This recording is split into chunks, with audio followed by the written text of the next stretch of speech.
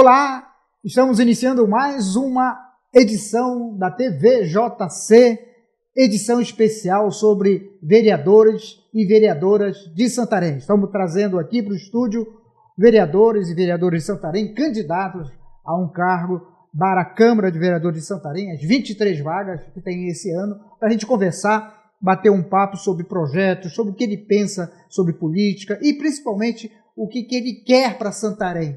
Todo candidato quer o melhor para Santarém.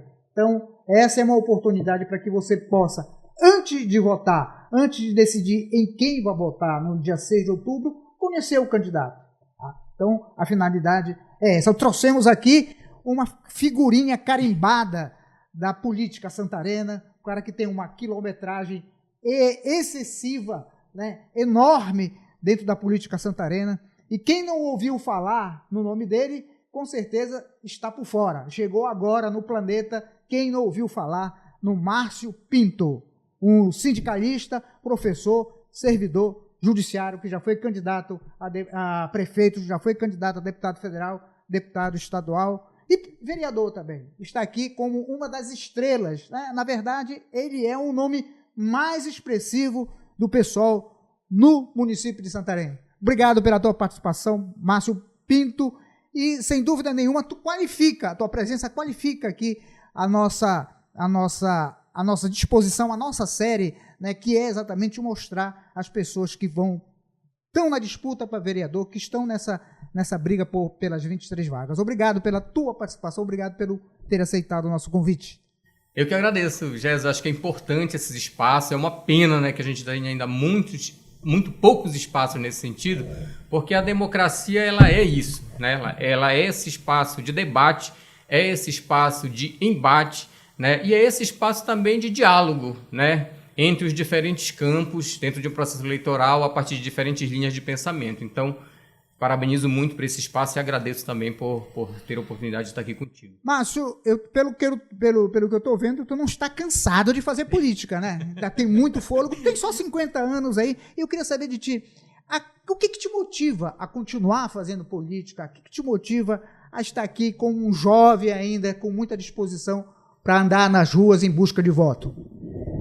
Acho que o principal motivador é a minha própria história, né? Minha história de vida. Sou ribeirinho, nasci no interior, né? Ainda vim a esse mundo pelas mãos de uma parteira, que é algo hoje que é bem difícil, né? Mas nasci no interior e a gente veio para cá com essa perspectiva de estudo por uma fatalidade, né? Meu pai, no período da... É santareno, né? Sou santareno. Nasci aqui na região do Aritapera. Meu pai, no período da juta, né? Quando a juta foi inserida aqui na Amazônia, né? Se instalou muito bem ali na região do Aritapera, que é várzea, né? Então, meu pai, nesse período, pegou uma ferrada de arraia, a gente acabou vindo para cá para ele se tratar, porque ele ficou ruim e daqui a gente não voltou mais, né? E aqui eu tive a oportunidade de estudar, aqui eu tive a oportunidade de entrar numa universidade, me tornei professor, depois fiz o curso de Direito também, na Universidade Pública, me tornei analista judiciário, virei sindicalista, né? Isso tudo dentro de uma história que muitas vezes ocupando espaços que não são pensados para nós, né? E entendendo também de onde é que eu venho, de qual é a minha história, onde é que meus pés estão fincados, né? E essa trajetória, ela me estimula muito, né, ao processo de militância, que começa pela militância na igreja, depois militância no movimento estudantil, depois vai para o movimento sindical. E aí, a partir do movimento sindical, acaba tendo esse encontro, né, com a política, porque quando a gente milita nos movimentos, a gente começa a perceber o quão importantes são esses espaços, que é onde, na verdade, as coisas se decidem, né, onde as nossas vidas, muitas vezes, são definidas quando a gente fala de políticas públicas, né? E aí, a partir daí, a gente começa a entender que o processo democrático também permite que a gente participe desses processos, apesar de que é muito difícil. A gente não pode dizer que é simples participar, porque o processo eleitoral, da forma como ele se organiza, ele é muito difícil para a gente furar esse bloqueio quando a gente está desse campo aqui, desse lado da força, né? Porque a política hoje ela ainda se define muito pelo poder do dinheiro. Então, quem tem mais dinheiro, de fato, tem melhores condições, porque, lamentavelmente, inclusive... quem ocupa esses espaços, muitas vezes, garante, né, que a cidade permaneça em um modelo que lhe seja favorável, né? Eu falo assim que hoje eu acho que quem pode me eleger são as pessoas que conseguem ter um voto mais autônomo, mais independente. E a gente sabe que nem todas as pessoas da sociedade conseguem ter um voto mais autônomo, porque às vezes um projeto de fome numa cidade, ele é um projeto, ele não é um acaso. Porque se as pessoas elas têm dificuldade de alimentar, elas são facilmente convencidas a votar em alguém por uma cesta básica. O desemprego na cidade, ele pode ser um projeto também, porque se tu tem uma juventude que não consegue ter emprego e tu tem uma prefeitura que não realiza, por exemplo, concurso público, facilmente o vereador consegue chegar lá, um candidato, se ele estiver na base de alguém que está gerenciando o poder, ele consegue chegar lá com essa família e dizer, olha...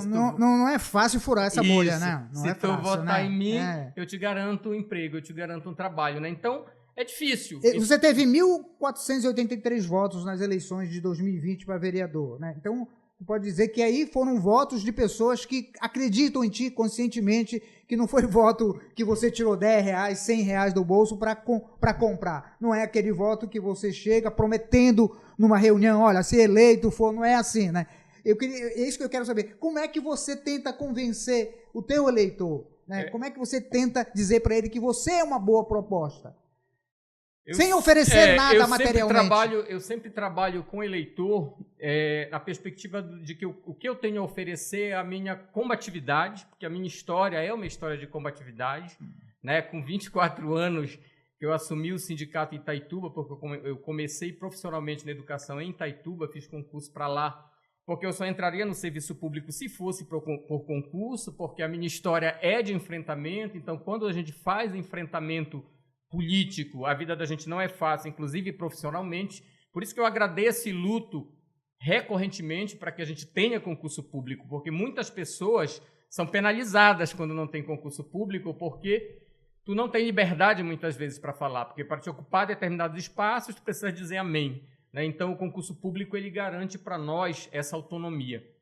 E aí eu fiz concurso público, entrei no município e com 24 anos, quando eu assumi o sindicato, eu enfrentei nada mais, nada menos, né, o Virlande Freire lá em Itaituba, que era a última gestão do Virlande Freire. o temido Virlande Freire. Para quem conhece quem era e a história do Virlande Freire, não é qualquer coisa fazer um enfrentamento com o Virlande Freire. Então eu tive na juventude essa possibilidade de fazer um enfrentamento e eu digo para as pessoas que o que eu tenho para colocar à disposição é a minha combatividade, é a minha coragem, é a minha vontade de querer que as coisas mudem efetivamente. E como você falou de maneira assim, exemplar, de uma maneira assim, cristalina, tu tem a tua história, né? Sim. Tu apresenta para o teu eleitor, para a tua eleitora, a minha história é essa aqui. Né? A história de coerência, uma história de luta, uma história de uma pessoa que veio de uma família de ribeirinhos, né? E que quer lutar por você. Não é assim que eu falo, né? É isso. E eu acho que numa perspectiva de que tem coisas que têm que ser ditas. Tem coisas que têm que ser ditas. Por exemplo, Santarém, as pessoas dizem... conveniência virou sinônimo de diálogo. Porque as pessoas dizem, não, a gente tem que dialogar. Mas tem coisas que não é diálogo. As pessoas, na verdade, elas são convenientes. Porque tem coisas que precisam ser ditas. Por exemplo, eu te parabenizo, inclusive, por algumas matérias que eu leio no teu portal. Né? Por exemplo, a gente tem aí uma gestão municipal hoje, que está aí colocado, e que nós continuamos com uma velha política de famílias que estão instaladas, que estão nos espaços, que estão ganhando licitações, e aí a gente se pergunta, a gente fica incomodado, onde estão os vereadores, cujo um dos principais papéis é a fiscalização? Então, às vezes, tu vê que existe conveniência nesse espaço. Daí a importância de uma pessoa como você no parlamento, né? Uma pessoa que não é atrelada a nenhum grupo econômico, não é atrelada a nenhuma das duas grandes oligarquias que estão há 30 anos no poder, né? A oligarquia dos Maias, eu preciso também colocar explicitamente aqui, e a oligarquia dos Martins, né? Estão aí se revezando há 30 anos no poder. E você está fora dessa panela, você está fora dessas duas famílias aí. E isso é importante porque você, na Câmara Municipal de Santarém, eleito, você vai ser uma voz destoante para apontar os erros, para apontar, olha, está errado, isso aqui não está de acordo com a lei. não é isso? Exato, é exatamente isso, Gés. Acho que tu disse tudo. É porque, na verdade, a gente tem essa autonomia. Eu falo assim que a minha trajetória de vida ela vem se construindo a partir dessa autonomia. Algumas pessoas dizem, e a gente conversava antes de entrar aqui no ar, que dizia, se tu estivesse no PT, tu já teria entrado. Mas será que se eu estivesse no PT, eu teria voz para fazer e para falar o que tem que ser feito? Né? Já fui convidado por outros partidos para estar em outros partidos. Mas será que teria voz? Porque no final da história, os interesses de grupos, de pessoas e de famílias, eles se sobrepõem dentro do processo. E isso traz um prejuízo gigantesco para a população, traz um prejuízo gigantesco para a cidade. Então tem coisas que precisam ser ditas. Eu posso te adiantar, eu posso me antecipar e dizer que, eleito vereador, o teu principal papel, né, seja qual for o prefeito, inclusive a Isabel Salles, se for a prefeita, o teu principal papel vai ser o de fiscalizar. Por quê? Porque a gente não tem visto isso com frequência na Câmara Municipal de Santarém. Seria isso? Sim, eu acho que é o papel principal. E eu acho que o papel principal é tu democratizar ainda mais o processo de informação. Que é difícil fiscalizar. Tu sabe que é difícil fiscalizar. Mesmo com o portal da transparência, às vezes tu entra ali, tu não entende, como dizia a minha avó, patavina do que tu vê ali. Isso. Porque o processo se organiza, de fato, para dificultar esse acompanhamento e essa fiscalização. Então, a gente precisa radicalizar no processo de transparência. E como é que eu penso fazer isso? Por exemplo, se tu está estruturando uma escola, reformando uma escola, quem tem interesse naquela escola é a comunidade, é o estudante, é o pai e a mãe do aluno que está ali dentro, é o profissional que está naquela escola. Esse profissional, por exemplo, ele não consegue fazer uma fiscalização, porque o que ele vê ali é uma placa sendo levantada ali na frente, dizendo que tem um recurso, e se ele quiser acompanhar, ele tem que ir para o portal da transparência, procurar os mecanismos que estão disponíveis, que não são muito, para fiscalizar. Por exemplo, ele não consegue saber se aquela maçaneta que está colocada na porta é a maçaneta que está na licitação, entendeu? Ele não consegue acompanhar. Então, são esses detalhes que passam. Então, a gente precisa radicalizar em democracia. O vereador pode fazer isso? Pode ajudar a população? O vereador pode ajudar, né, no sentido de propor. Principalmente também, que é um papel que a gente sente muita falta na Câmara de Vereadores, Gésio, que é o papel político do vereador. Né? O vereador ele fica nesse discursozinho, porque a gente tem que legislar e tal e tudo mais, porque o papel meio que limitando, mas o vereador ele tem um papel político. No sentido de quê? No sentido de organizar a população, no sentido de dizer, olha, vocês têm que fiscalizar, no sentido de instrumentalizar, dizer aqui, a escola está em reforma, vamos sentar aqui com a comunidade, vamos encontrar um mecanismo de vocês acompanharem, porque é bem aqui que acontece o desvio. Tu acha que a população responde isso positivamente? Tu acha que ela abraça uma ideia dessa? A população pode ter uma oportunidade aí. Eu não consigo te dizer se responde, mas pelo menos a gente começa a quebrar esse discurso de dizer não veio aqui. Agora há pouco, recente, eu tive lá no Mercadão e a fala que as pessoas dizem é a seguinte, só aparece aqui de 4 em 4 anos. E aí eu digo, realmente é uma reflexão, é um dado. Mas também o que a gente observa é que a população, no modo geral, ela repete as figurinhas repetidas, né? Ela vota nas mesmas pessoas. E aí a gente precisa criar esse mecanismo. Por exemplo, um dos projetos que eu quero propor na Câmara é uma Câmara itinerante que saia dali e vá para os bairros e que mobilize a comunidade para ir participar, para ouvir a comunidade ali no bairro, para fazer, de repente, uma sessão. O Mercadão 2000 está reclamando, vamos fazer lá e vamos ver se a galera vai. Fazer uma sessão itinerante, mas deve fazer uma sessão itinerante para vereador falar, para dar oportunidade para a população, para o morador daquele bairro falar. Até para que subir depois, na tribuna. Aí a população, aí se a população não for, a gente vai dizer, não, a gente precisa de mandatos que façam prestação de conta. A gente precisa, de fato, de mandatos, Jesus, que eu acho que é uma particularidade nossa do PSOL. Eu tenho orgulho de estar no PSOL, quero ser vereador de Santarém. Você está quanto tempo no PSOL? Desde a fundação, Desde a fundação, rompimento com a saída do PT. Quando há o surgimento do PSOL, eu saio ali nesse surgimento também, nessa fissura, né, que eu venho para o PSOL. E eu sempre falo assim, porque por exemplo, o PSOL ele tem uma tradição de fazer prestação de contas pública, de ir para a praça, de fazer panfletagem. Os nossos mandatários vão para as praças panfletar também, para dizer, olha, está aqui a nossa prestação de contas. Ou seja, vocês têm um espaço aberto para vocês virem falar. Que falta, de fato, isso? É preciso também que o parlamento ele se aproxime da população, que ele crie, né, essa ponte com a população. A gente tem hoje... Por que Santarém ainda não teve um vereador do PSOL? A gente vê vereador do PSOL em Belém, em Ananindeua, né? E Santarém a gente não encontra isso, e pelo que estou vendo, pela, vamos dizer assim, ascensão, pela invasão do bolsonarismo aqui em Santarém, me parece que não vai ser muito fácil fazer a cabeça do eleitor votar num candidato de esquerda como você, um candidato que tem uma coerência, que tem um histórico de coerência ao longo da vida todinha na esquerda.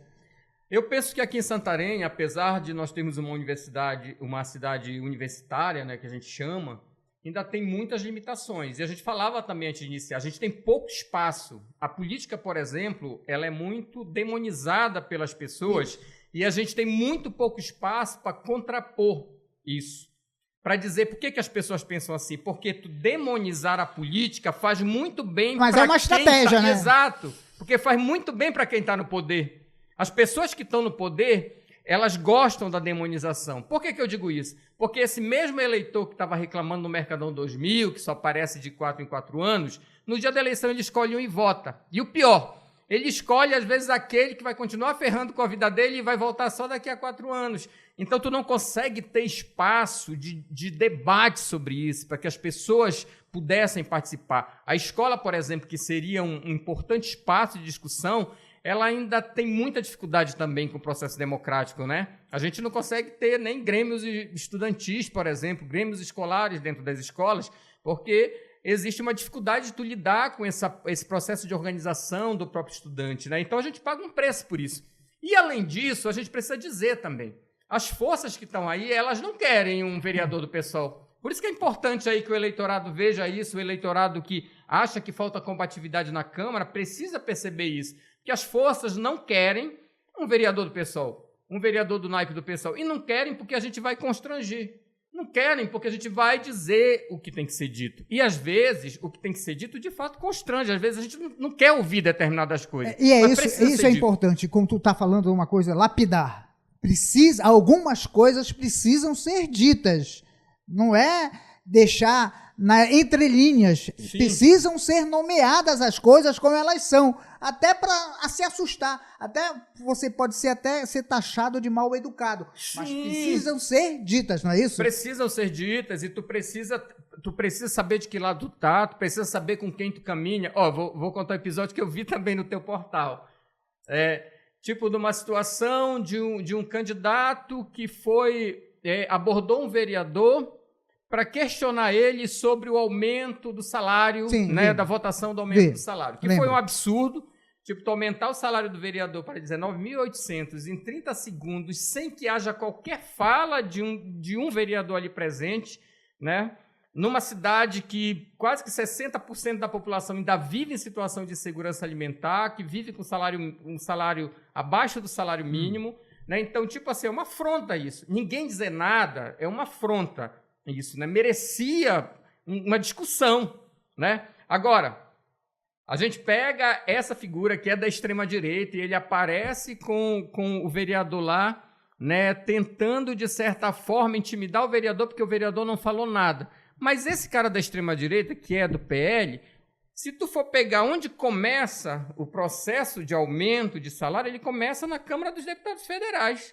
E o PL, que é o partido desse candidato hoje, todo votou a favor desse aumento. Que moral é que tu tem, por exemplo, se eu fosse esse vereador, eu chegava, continua filmando e vamos aqui fazer uma pesquisa.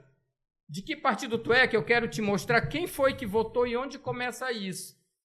Então, tu faz, às vezes, uma política desconectada, como parece que Santarém não tivesse conexão com o Estado e não tivesse conexão... Sem contexto, né? Sem contexto. Então, tu precisa qualificar esse debate em Santarém. E nada melhor, eu acho, por isso que eu digo, um candidato a vereador do PSOL seria um bálsamo para Santarém, por essa característica aguerrida, principalmente um candidato que tem a envergadura, como você, Márcio, pela história, pela coerência...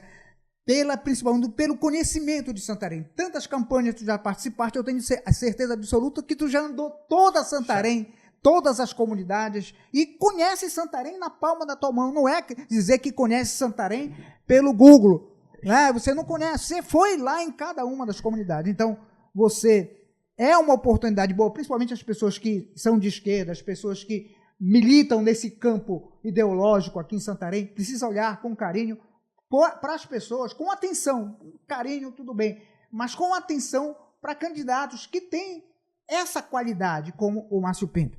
Márcio, estamos terminando o nosso tempo, eu queria te dar 30 a 1 minuto, olhando para a nossa câmera aqui, que o eleitor, a eleitora está te ouvindo, está te assistindo aqui na TV JC, para convencê-la de que tu és um bom candidato, que tu és uma oportunidade ímpar que a esquerda tem de colocar uma pessoa qualificada no Parlamento de Santarém. Olha, Jéssica, primeiro eu queria agradecer, segundo eu queria pedir o teu voto, pedir o voto da Jéssica, pedir o voto da Anitta, pedir o voto da Carol, porque na verdade são pessoas que estão nesse campo, que têm essa possibilidade realmente de votar em mim. Como eu falo, eu sei que o eleitor do PSOL é um eleitor de classe média, porque é um eleitor que tem essa compreensão da necessidade de ter uma representação, né, com essa envergadura. Então, acho que é isso. A pessoa que está me assistindo, o que eu posso me comprometer é com a minha combatividade, com o meu comprometimento, com a minha luta, oferecer a minha luta, porque ela não é de hoje, ela não começou agora, oferecer a minha coerência, né, e principalmente oferecer o meu amor por Santarém. Eu nasci aqui nessa terra, eu sou filho dessa terra, sou filho de ribeirinho, cresci aqui, e tem muita coisa que a gente precisa debater politicamente, isso. Inclusive a forma de desenvolvimento que a gente quer para a nossa cidade, a gente cobrar de quem está subindo. Nós temos aí o agronegócio, que é uma realidade aqui na nossa cidade, mas a gente precisa discutir distribuição de renda. A gente não vai dizer que o agronegócio não gera renda, porque o PIB está aí dizendo que gera sim, mas a gente precisa ir para além disso. Como a gente distribui essa renda, como a gente faz isso chegar na Nova República, no Santo André, no Santarenzinho, no Uruará, porque a gente percebe que não chega. Então, tem muita coisa ainda que precisa ser feita, tem muita coisa que precisa ser dita, a gente precisa avançar muito. E aí o que eu tenho a te oferecer é a minha combatividade, a minha coragem, o meu comprometimento e esse amor que eu tenho por Santarém. Então, vota 50-100, Santarém merece um vereador do PSOL, eu preciso de muito voto. Eu sei que tem muita gente que não me quer lá, mas eu sei que muita gente me quer e eu sei que a gente é uma necessidade para a nossa cidade. 50-100, né? O seu nome? 50-100. Márcio, mais uma vez, obrigado pela participação aqui e que você volte aqui com a gente na próxima vez, agora já no cargo de vereador eleito, para que a gente possa discutir contigo o que tu pensa no cenário dos próximos 4 anos do teu mandato para Santarém. Obrigado pela tua participação. Falou, mano, vai ser um prazer, viu? Obrigado você pela audiência, obrigado você por ter nos acompanhado até agora. A gente volta no próximo momento, no próximo dia, com mais uma entrevista com um vereador ou uma vereadora. Tchau!